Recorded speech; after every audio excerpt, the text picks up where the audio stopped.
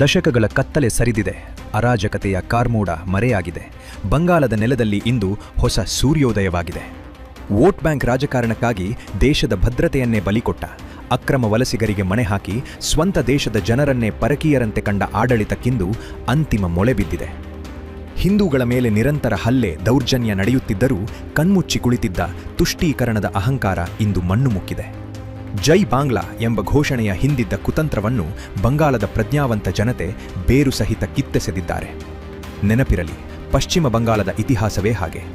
ಇಲ್ಲಿ ಒಮ್ಮೆ ಅಧಿಕಾರ ಕಳೆದುಕೊಂಡವರು ಮತ್ತೆಂದೂ ಗದ್ದುಗೆ ಏರಿದ ಉದಾಹರಣೆಯೇ ಇಲ್ಲ.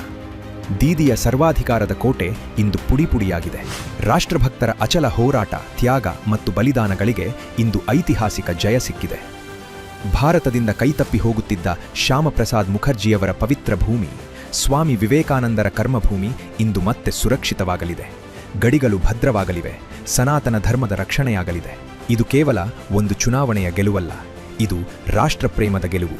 ಇದು ಹೊಸ ಬಂಗಾಳದ ಉದಯ. ದೇಶಭಕ್ತ ಬಿಜೆಪಿಯ ತೆಕ್ಕೆಗೆ ಬಂದಿರುವ ಪಶ್ಚಿಮ ಬಂಗಾಳವೀಗ ಅಭಿವೃದ್ಧಿಯ ಪಥದಲ್ಲಿ ನವಭಾರತದ ಜೊತೆಯಲ್ಲಿ ಸಾಗಲಿದೆ.